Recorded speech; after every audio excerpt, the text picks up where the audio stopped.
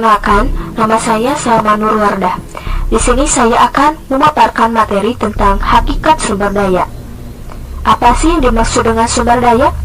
Sumber daya adalah suatu nilai potensi yang dimiliki oleh suatu materi atau unsur tertentu dalam kehidupan, yang dipandang memiliki nilai ekonomi, merupakan komponen dari ekosistem yang menyediakan barang dan jasa, serta bermanfaat bagi kebutuhan manusia. Sumber daya tidak selalu bersifat fisik, tetapi juga non-fisik. Menurut pendapat Res lebih jauh mengatakan bahwa sesuatu untuk dapat dikatakan sebagai sumber daya harus memiliki dua kriteria.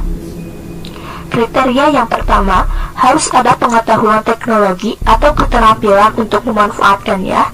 Kriteria yang kedua, harus ada permintaan terhadap sumber daya tersebut. Jadi, jika syarat tersebut tidak terpenuhi, maka sesuatu itu disebut sebagai barang netral dan tidak bisa disebut sebagai barang sumber daya. Sehingga dapat didefinisikan, hakikat sumber daya merupakan kemampuan untuk memenuhi atau menangani sesuatu, sumber persediaan penunjang atau bantuan, sarana yang mana dihasilkan oleh kemampuan atau pemikiran seseorang.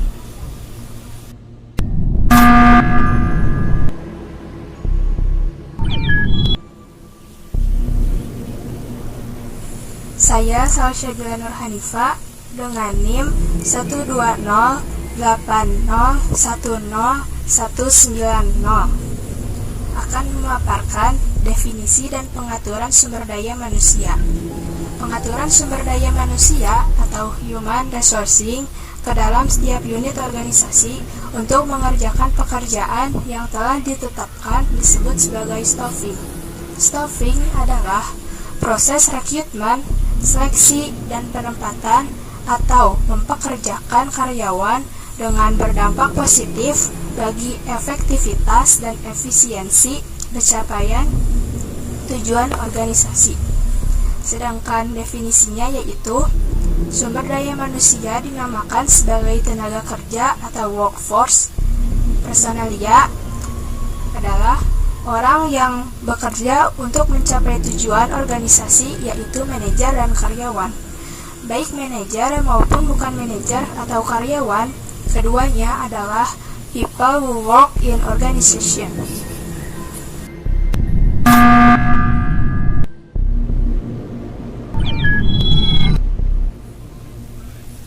Assalamualaikum warahmatullahi wabarakatuh. Perkenalkan, nama saya Sri Apridayani, nomor induk mahasiswa 12018010202, jurusan Administrasi Publik, semester 2, kelas E. Di sini saya akan memaparkan materi mengenai pentingnya staffing. Staffing adalah kegiatan untuk memperoleh karyawan yang efektif yang akan mengisi jabatan kosong di dalam organisasi perusahaan. Tujuannya agar semua bagian dalam perusahaan tersebut ada yang akan melaksanakan tugasnya, sehingga tujuan perusahaan akan tercapai sesuai yang diharapkan. Maksudnya, pengisian jabatan itu bertujuan agar semua jabatan ada pejabatnya yang akan melaksanakan tugas-tugas pada setiap jabatan tersebut, sehingga tujuan organisasi dapat tercapai. Pengisian jabatan ini dilakukan dengan cara penarikan, seleksi, penempatan, pemberian latihan, dan pengembangan para karyawan agar setiap karyawan memberi daya guna yang maksimal kepada organisasi. Fungsi staffing sangat erat hubungannya dengan fungsi pengorganisasian. Maka dari itu, keberhasilan melaksanakan fungsi staffing sangat ditentukan oleh keberhasilan fungsi perencanaan dan pengorganisasian. Keduanya ibarat dua sisi dari mata uang. Karena itu banyak penulis manajemen membahas staffing sebagai salah satu aspek pokok bahasan dalam fungsi pengorganisasian. Kunz dan Weyrich mengemukakan 4 alasan untuk menjadikan fungsi staffing sebagai satu fungsi manajemen yang berdiri sendiri, yaitu yang pertama, pengisian jabatan dalam peranan manajemen mencakup pengetahuan dan pendekatan yang biasanya tidak dikenal oleh para manajer praktisi, yang seringkali berpikir bahwa fungsi pengorganisasian adalah semata-mata penetapan struktur peran dan kurang memperhatikan pengisian peran itu. Dengan demikian, staffing sangat dibutuhkan karena penempatan karyawan dalam posisi jabatan yang tepat akan dapat membantu perusahaan dalam mencapai tujuan yang diharapkan. Seperti halnya dalam asas pengisian jabatan, yaitu the right man in the right place and the right man in the right job. Yang kedua, dengan memisahkan pengisian jabatan sebagai fungsi yang terpisah, memungkinkan untuk memberikan penekanan lebih besar pada unsur manusia dalam pemilihan, penilaian, dan pengembangan manajer. Yang ketiga, pengetahuan dan pengalaman dalam bidang pengisian jabatan adalah penting, karena para manajer sering mengabaikan kenyataan bahwa pengisian jabatan adalah tanggung jawab mereka, bukan tanggung jawab personalia. Meskipun bagian ini memberikan bantuan yang berguna, tetapi tugas dan tanggung jawab para manajerlah untuk mengisi jabatan dalam organisasinya dan menjaga agar tetap diisi oleh tenaga kerja yang memenuhi syarat. Staffing merupakan tugas dan tanggung jawab dari semua manajer di semua tingkatan organisasi, sehingga pelaksanaan fungsi staffing bukan hanya tanggung jawab dari manajer sumber daya manusia atau manajer personalia. Menjadi tanggung jawab manajer lini untuk mengisi jabatan tertentu dengan orang-orang yang paling tepat. Akan tetapi, manajer lini akan lebih efektif melaksanakan fungsi staffing dengan menggunakan jasa manajer personalia yang memiliki otoritas melakukan proses staffing. Yang terakhir adalah, suatu badan pengetahuan dan pengalaman telah dikembangkan dalam wilayah staffing. Badan pengetahuan itu dinamakan manajemen personalia atau manajemen sumber daya manusia. Demikian materi yang dapat saya sampaikan. Wabillahi taufiq wal hidayah. Wassalamualaikum warahmatullahi wabarakatuh.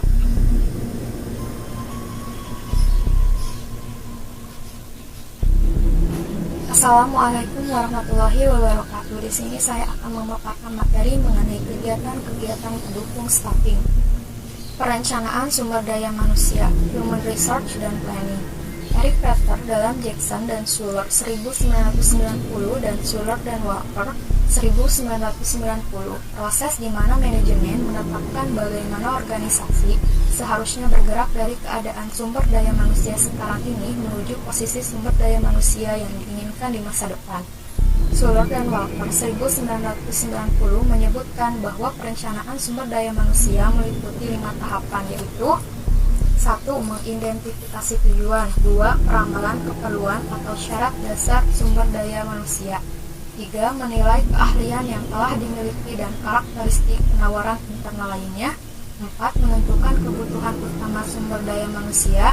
Dan 5. Mengembangkan rencana aktivitas kegiatan dan program untuk memastikan proses perencanaan sumber daya manusia. Rangkaian pelaksanaan perencanaan sumber daya manusia yang terintegrasi dengan rencana strategi bisnis baik dalam jangka pendek maupun jangka panjang menurut Hadari Nawawi dalam bukunya yang berjudul Manajemen Sumber Daya Manusia untuk Bisnis yang Kompetitif pada halaman 144 adalah sebagai berikut. 1. Dalam proses perencanaan strategi bisnis, beberapa organisasi atau perusahaan akan melakukan menyusun rencana strategi bisnis dengan perspektif jangka panjang 5 sampai dengan 10 tahun atau lebih di masa mendatang.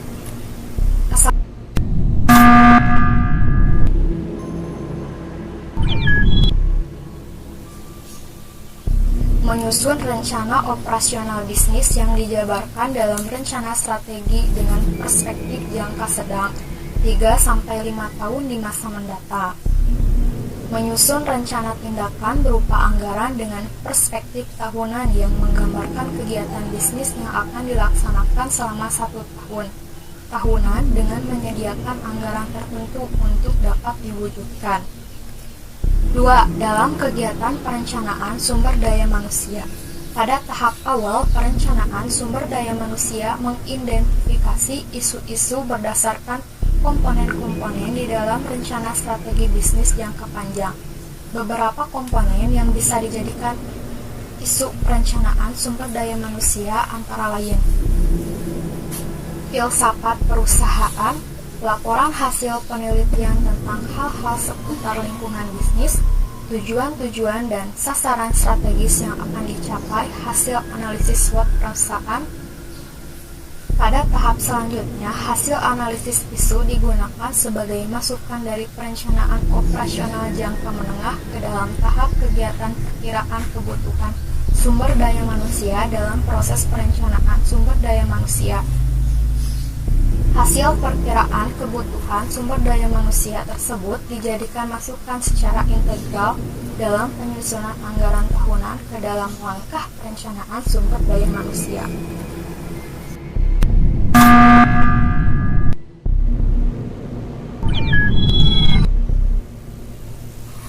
Baik, di sini saya akan melanjutkan pemaparan materi yang telah disampaikan oleh kelompok saya. Sebelumnya, perkenalkan, nama saya Salsabila Adawiyah Putri Andini, dan pada kesempatan kali ini saya akan menjelaskan tentang analisis jabatan. Menurut Herman Sofiandi dan Dwi Hanggraini, analisis jabatan atau pekerjaan atau yang biasa disebut job analysis sebagai bagian dari MSDM dalam suatu organisasi merupakan suatu penentuan dari isi suatu jabatan yang meliputi tugas, tanggung jawab, dan hubungan dengan jabatan lain dalam organisasi, serta persyaratan yang dibutuhkan agar seorang mampu melaksanakan tugas pekerjaan dalam jabatan yang diembannya dengan baik.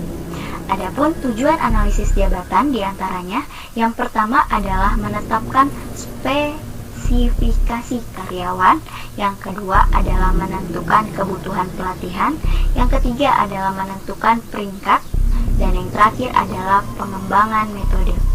Dan adapun manfaat dari analisis jabatan itu sendiri, yang pertama, memberikan gambaran mengenai tantangan yang bersumber dari lingkungan yang dapat mempengaruhi pekerjaan karyawan. Yang kedua, menghilangkan persyaratan jabatan yang sebenarnya tidak diperlukan karena didasarkan pada pemikiran yang diskriminatif. Yang ketiga, menentukan unsur-unsur pekerjaan yang mendorong maupun yang menghambat kualitas kerja karyawan. Yang keempat, merencanakan ketenaga kerjaan di masa depan. Dan yang terakhir, menyesuaikan lamaran yang masuk dengan lowongan pekerjaan yang tersedia. Mungkin cukup sekian dari saya lanjutkan ke pemaparan materi yang berikutnya. Terima kasih.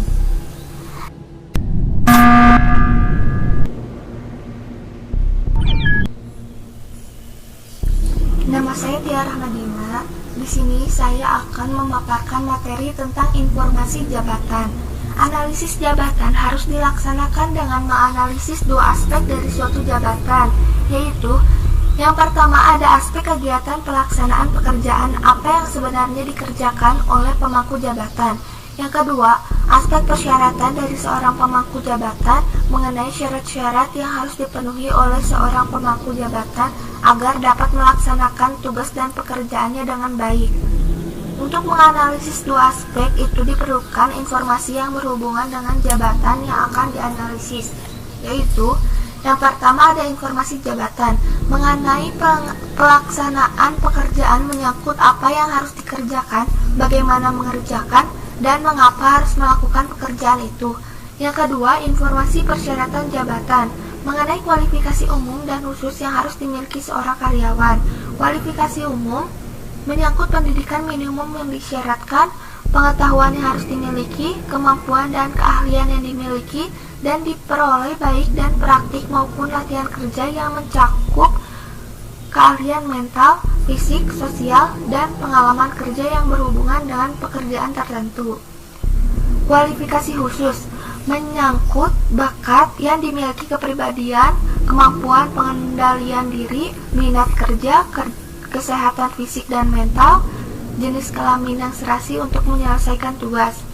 Yang ketiga ada informasi perilaku mengenai daftar perilaku apa saja yang dibutuhkan untuk dapat melakukan pekerjaan tertentu dengan berhasil, dan juga daftar tuntutan kerja yang diperlukan seperti misalnya pekerjaan menuntut duduk lama, berdiri lama, atau ketahanan fisik yang tangguh.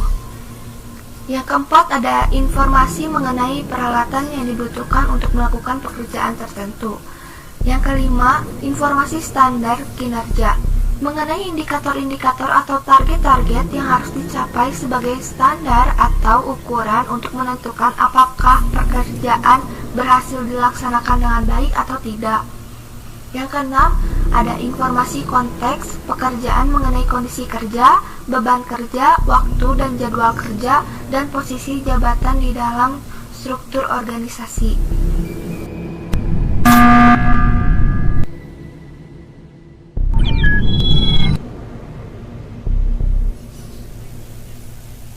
Assalamualaikum warahmatullahi wabarakatuh. Perkenalkan, nama saya Siti Wafa Maspuro. Di sini saya akan memaparkan mengenai kegiatan utama staffing.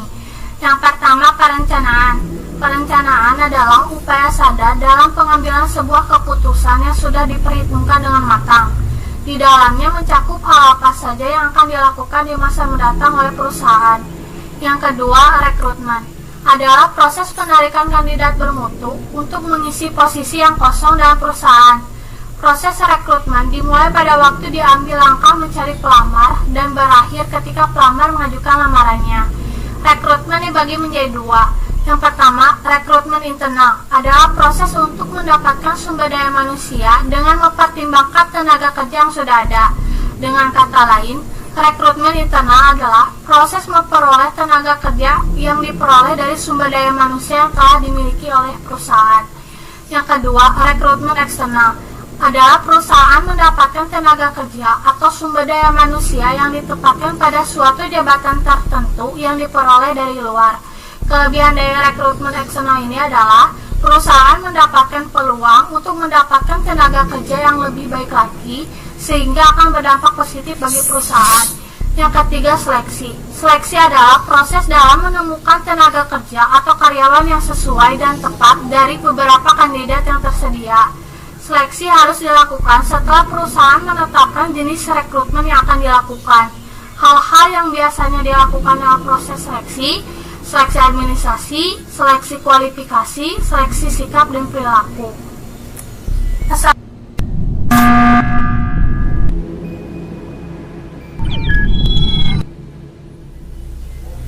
Assalamualaikum warahmatullahi wabarakatuh. Sebelumnya, perkenalkan, nama saya Syaham Surya. Di sini saya akan memaparkan materi mengenai pengaturan sumber daya non-manusia. Sumber daya bukan manusia atau sumber daya material adalah berbagai fasilitas sarana dan prasarana yang dibutuhkan untuk mendukung pencapaian tujuan. Sebab, meskipun manusia menjadi elemen penting dan menentukan dalam pencapaian tujuan ke organisasinya, tetapi jika tidak disertai atau didukung oleh sumber daya material yang memadai, maka tujuan yang sudah ditetapkan tidak akan tercapai secara optimum. Ada sejumlah sumber daya material penting dalam operasi tiap jenis organisasi, baik yang berorientasi keuntungan maupun bukan profit. Sumber daya material yang tadi dimaksud terdiri dari sumber daya finansial, sumber daya fisik, sumber daya teknologi, sumber daya informasi, dan bahkan ide-ide. Yang pertama adalah finansial. Finansial adalah sumber penting yang paling utama, modal yang diperlukan untuk membiayai aktivitas, baik untuk persediaan sumber daya material maupun berbayar upah tenaga kerja. 3 aktivitas manajer penting dihubungkan dengan sumber-sumber finansial, yaitu 1. Acquisition of financial, yaitu berkaitan dengan sumber dana untuk membiayai operasi dan aktivitas organisasi. Lalu yang kedua, allocation of financial, berhubungan dengan proses penganggaran, mengalokasikan sumber-sumber finansial untuk tiap aktivitas-aktivitas unit khusus atau departemen berdasarkan kriteria tertentu. Lalu yang ketiga, controlling financial resource, berkaitan dengan bagaimana secara efektif sumber daya finansial menjadi berguna baik untuk mencapai hasil jangka pendek ataupun jangka panjang. Lalu yang kedua, fisik. Fisik itu mencakup segala fasilitas yang dibutuhkan untuk mendukung efisiensi dan efektivitas kerja seperti gedung, perlengkapan kantor, lokasi, mesin-mesin, dan bahan mentah, dan juga berbagai peralatan teknik yang dibutuhkan untuk menghasilkan barang atau jasa. Ada 3 tipe dari sumber-sumber fisik yang penting bagi manajer, yaitu 1. Physical plant, yaitu sumber-sumber ini berhubungan dan naik eksistensi dan tingkat ketempat gunakan dari lingkungan fisik pabrik fasilitas riset dan pengujian, dan perlengkapan lain. Yang kedua, location of the physical plant. Ketepat gunaan lokasi dari lingkungan bangunan fisik pabrik merupakan hal yang penting, sebab hal ini menentukan kedekatan terhadap pelanggan pasar, dan yang tidak kalah pentingnya adalah dicapai transportasi serta tersedianya buruh atau tenaga kerja terampil. Yang ketiga, raw material reserve. Akses terhadap pemilikan sumber-sumber alam atau bahan-bahan mentah atau kewajiban kontraktual atau perjanjian-perjanjian juga dapat dianggap sebagai sumber-sumber fisik.